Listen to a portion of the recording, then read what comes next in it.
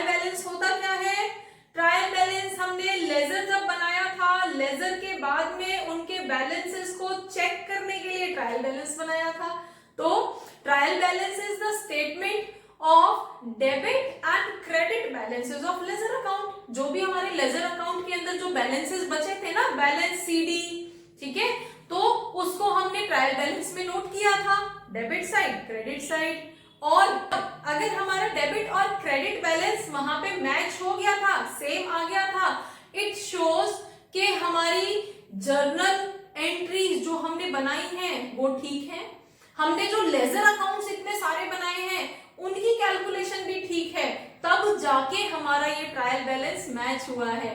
अगर हमारा ये ट्रायल बैलेंस मैच नहीं होता तो इट मींस हमने जो इतनी सारी कैलकुलेशन की है लेजर अकाउंट बनाने में, जर्नल एंट्रीज बनाने में, जीएसटी को एडजस्ट करने में, परचेज रिटर्न, सेल्स रिटर्न, ये इतनी सारी जो ट्रांजैक्शंस थी उन सबको एडजस्ट करके जो हमने इतनी सारे स्टेटमेंट्स बनाए हैं जर्नल के नाम पे, लेजर के नाम पे, उनमें कहीं ना कहीं कोई मिस्टेक हो गई है, तभी हमारा ट्रायल बैलेंस मैच नहीं हुआ है। ठीक है, तो that was a lengthy process जब हमें इतना सारा काम करना पड़ता था। अभी भी आपके पास है वो लेजर वाला चैप्टर, आपने किया है, अगर नहीं देखी है वो वीडियो तो एक बार वो लेजर की वीडियो देख लेना, रेफरेंस डिस्क्रिप्शन में दिया गया है। ठीक है, तो अभी हम ट्रायल बैलेंस बना रहे हैं, ट्रायल बैलेंस का क्वेश्चन सॉल्व करने जा रहे हैं, लेकिन यहाँ पे हमारे जो डेबिट बैलेंसेस हैं जो हम लेजर के अकाउंट से निकाल के लाते थे वो हमें ऑलरेडी दिए हुए हैं, और जब दिए हुए हैं तो हमें और कुछ करना ही नहीं है, हमें सिर्फ डेबिट कॉलम में, क्रेडिट कॉलम में पुट कर देना है और लास्ट में टोटल कर देना है। उससे अगर हमारा टोटल मैच हो जाता है इट मींस हमारा ट्रायल बैलेंस का क्वेश्चन सही है, और अगर नहीं होता है तो कहीं कोई मिस्टेक हुई है और वहीं पे जो स्टूडेंट्स होते हैं वो गलती कर जाते हैं। तो हमें क्या चीज डेबिट करनी है, क्या चीज क्रेडिट करनी है, वो हम यहाँ पे करेंगे पहले, ठीक है, और उसके बाद सिर्फ पुट करते चले जाएंगे। आपकी बुक का सबसे इजी टॉपिक ये ट्रायल बैलेंस है, और कई बार आपका जो ट्रायल बैलेंस है वो स्कोरिंग मार्क्स के फॉर्म में आपके पास आ जाता है एग्जाम में। ठीक है, तो हमें स्किप नहीं करना है, हमें पढ़ना है, तो हम यहाँ पे ट्रायल बैलेंस बनाते हैं। ठीक है, तो before going to the question we should understand what items we have to debit here and what kind of items we have to credit here। बहुत ज्यादा आपको याद रखने की जरूरत नहीं है, सिंपली हमने ट्रेडिशनल अप्रोच की थी ना अकाउंट्स की, उसका भी डिस्क्रिप्शन आपके डिस्क्रिप्शन बॉक्स के अंदर दिया गया है, अगर वो वीडियो आपने नहीं देखी है तो देख लेना।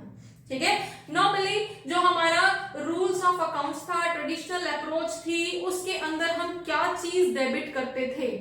अगर हमारे पास 3 टाइप्स ऑफ अकाउंट्स थे, 3 टाइप्स ऑफ अकाउंट्स में हमने क्या चीज, रियल अकाउंट में जो चीज आई एसेट उसको डेबिट कर दिया, तो हमारे पास डेबिट क्या क्या चीजें हुई थी।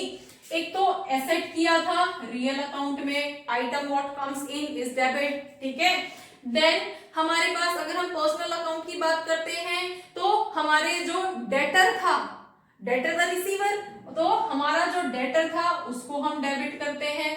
ठीक है, दूसरी तरफ नेक्स्ट अगर हम थर्ड रूल की तरफ जाते हैं नॉमिनल अकाउंट में, तो नॉमिनल अकाउंट में हमारे जो लॉसेस थे, हमारे जो एक्सपेंसेस थे वो डेबिट हुए थे, तो अगेन हमारा या तो लॉसेस या फिर एक्सपेंसेस हम यहाँ पे डेबिट कर देंगे। क्लियर, अब क्रेडिट की तरफ आते हैं, इनके अलावा जो चीज बची हुई थी वो हम क्रेडिट कर देंगे। अब क्रेडिट में इसके अलावा बचा क्या हमारे पास, एसेट्स तो हमारे सारे कवर हो गए ना, तो दूसरी तरफ हमारा क्या रहा, एक तो हमारा कैपिटल बचा एंड हमारे पास लायबिलिटीज बचा। अब लायबिलिटीज की फॉर्म में हमारे पास क्रेडिटर्स हो सकते हैं, बिल्स पेबल हो सकता है, कुछ भी नॉर्मल लायबिलिटी हमारी यहाँ पे कवर हो सकती है। ठीक है, दूसरी तरफ लॉस और एक्सपेंसेस को अगर हमने डेबिट किया था तो इनकम या गेन को, इनकम या फिर गेन को हम क्रेडिट कर देंगे।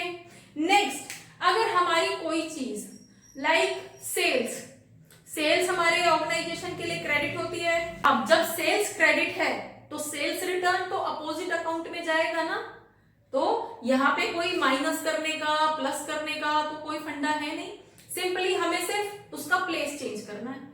तो अगर सेल्स हमारी क्रेडिट है तो सेल्स रिटर्न जो होगा वो डेबिट में हो जाएगा, सेल्स रिटर्न।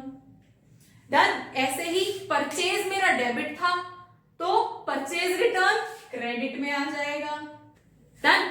अब कैपिटल मेरी क्रेडिट होती है तो कैपिटल में से जो पैसा ड्रॉ कर लिया ड्रॉइंग्स, अब ड्रॉइंग्स किस में होगी, अगर कैपिटल क्रेडिट है तो ड्रॉइंग्स हमारा डेबिट में आ जाएगा।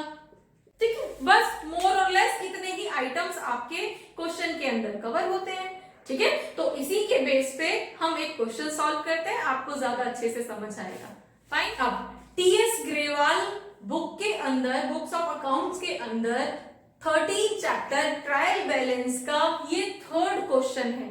तो आपकी बुक में या तो ये क्वेश्चन होगा और अगर नहीं है तो स्क्रीन पे फ्लैश हो रहा है, उसके अकॉर्डिंग आप इस क्वेश्चन को रेफर कर सकते हैं। Fine. So without wasting time start the question. हमारा ट्रायल बैलेंस का format is just like this. इसमें कोई डेट नहीं होती क्योंकि ये trial balance 31st of month end में या ईयर एंड में, बैलेंस शीट हमारे लेजर्स वगैरह सब प्रिपेयर हो गए हैं, at the end of the financial year या at the end of particular period ये बनाया जा रहा है। तो इसमें डेट्स की कोई रिक्वायरमेंट नहीं है क्योंकि सारे ही बैलेंसेस जो हमने लेजर अकाउंट के अंदर बनाए होते हैं वो at the end of month या at the end of period हम वहां पे रिकॉर्ड करते हैं बैलेंस सीरीज। ठीक है, तो अब यहाँ पे हमारे पास particulars, debit amount and credit amount ये कॉलम्स होंगे। Question is bank overdraft.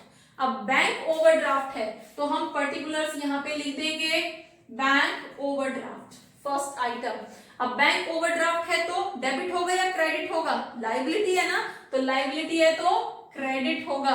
और कितने अमाउंट का है, 85,000, क्रेडिट में डाल दिया बस। नेक्स्ट आइटम है सेल्स 8,10,000। अब सेल्स हो गया, नेक्स्ट आइटम हम यहाँ पे सेल्स अकाउंट लिख देंगे 8,10,000। अब सेल्स भी अगेन हमारी क्रेडिट है, इनकम है ना, रेवेन्यू है, तो क्रेडिट में जाएगी कितना, 8,10,000।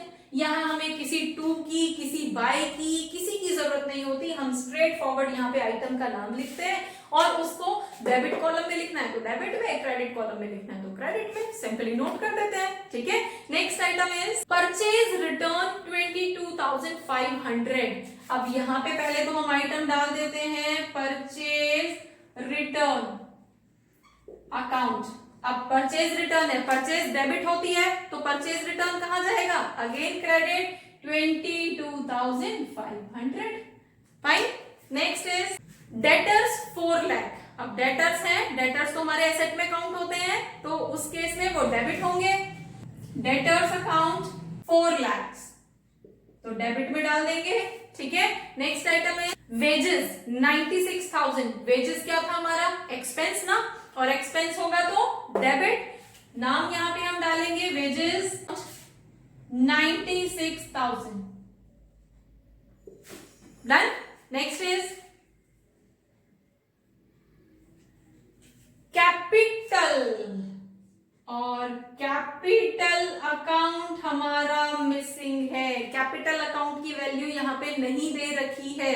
तो कैपिटल आता कहां पे, प्लेस कहां पे आता है कैपिटल का, कैपिटल क्रेडिट में होगा तो क्रेडिट में हम यहाँ पे क्या करेंगे, एक्स लिख सकते हो, किसी भी ए बी सी किसी भी इंटीजर से डिनोट कर सकते हो। जब हमें नहीं दी है तो इसकी वैल्यू मिसिंग है, इसको हमें यहाँ पे कैलकुलेट करना है। ठीक है, अभी हम यहाँ पे एक्स करके छोड़ देते हैं, एक्स मान लेते हैं हम कैपिटल को। ठीक है, नेक्स्ट आइटम इज परचेज 4,45,000। अब परचेज तो डेबिट होगी, एक्सपेंस है तो हमारे पास यहाँ पे क्या आ जाएगा, परचेज अकाउंट 4,45,000। ठीक है, next cash in hand 8,500। Cash again हमारा एसेट है और एसेट है तो डेबिट होगा। डन। तो हमारे पास यहाँ पे क्या आ जाएगा, cash account 8,500। Next is creditors 2,15,000। अब क्रेडिटर्स हैं तो क्रेडिट में आएंगे तो हमारे पास यहाँ पे क्या हो जाएगा, क्रेडिटर्स अकाउंट 2,15,000। 15,000। ठीक है, नेक्स्ट सेल्स रिटर्न 15,750। अब सेल्स जो थी वो क्रेडिट में थी, तो सेल्स रिटर्न अपोजिट डेबिट में होगा। हम यहां पे डाल देंगे सेल्स रिटर्न अकाउंट, और कितना है 15,750। ठीक है, नेक्स्ट आइटम इज इक्विपमेंट्स 25,000। अब इक्विपमेंट्स मतलब मशीनरी वगैरह छोटी मोटी चीजें, अगेन हमारे लिए एसेट। इक्विपमेंट्स हमारे लिए 25,000 हमारा इक्विपमेंट्स आ गया। ठीक है, नेक्स्ट ओपनिंग स्टॉक 3,05,000।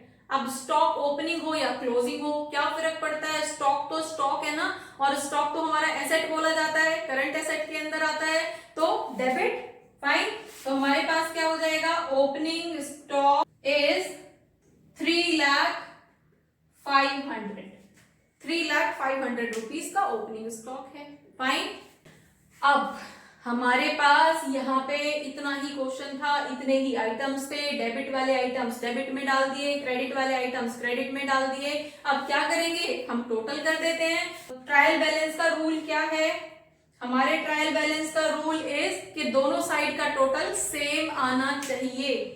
फाइन, तो हमारा इस साइड का टोटल आता है 12,91,250। तो यही टोटल इस साइड का भी होना चाहिए, तो इस साइड भी हम यही मेंशन कर देते हैं। अब यही क्यों मेंशन कर रहे हैं हम, क्योंकि हमें यहाँ पे एक वैल्यू जो मिसिंग है वो वैल्यू कैलकुलेट करनी है। ठीक है, इसलिए हमें यही टोटल यहाँ भी लिखना पड़ेगा, तभी तो हम यहाँ पे माइनस करके इस वैल्यू को निकाल पाएंगे। तो हमारे पास यहाँ पे 12,91,250 यहाँ भी लिख दिया। अब क्या करेंगे, हमारे इस साइड में जितने भी आइटम्स हैं उनको प्लस कर लेंगे और यहां से माइनस कर देंगे, तो हमारे कैपिटल की वैल्यू निकल के आ जाएगी। ठीक है, तो जब हम इन सबको प्लस करते हैं 11,32,500 डन। तो अब यहां से जब हम 12,91,250 में से 11,32,500 माइनस करेंगे तो हमारे पास वैल्यू आती है 1,58,750, और यहाँ x की जगह पे हम इस वैल्यू को पुट कर देंगे, और ये क्या है, ये हमारे कैपिटल अकाउंट की वैल्यू है। तो इस तरह से अगर हमारे ट्रायल बैलेंस के अंदर कोई वैल्यू मिसिंग होती है तो हम इस तरह से उसको सॉल्व कर देते हैं, और अगर कोई वैल्यू मिसिंग नहीं होती है तो ट्रायल बैलेंस में दोनों साइड का टोटल सेम आना चाहिए, तभी आपका क्वेश्चन सही है। और आपको अगर आपका आंसर सेम आ जाता है तो एग्जाम में ही आपको पता चल जाता है कि आपका क्वेश्चन सही है, और अगर कहीं मिस्टेक हुई है तो वही पता चल जाता है कि गलत हुआ है। ठीक है, तो ये बहुत इजी मार्क्स फेचिंग टॉपिक है स्टूडेंट्स के लिए, तो बच्चों को ये आना चाहिए अपने मार्क्स स्कोर करने के लिए। होपफुली आपको समझ आया होगा ट्रायल बैलेंस कैसे बनाते हैं। For more keep watching, keep learning. Thank you.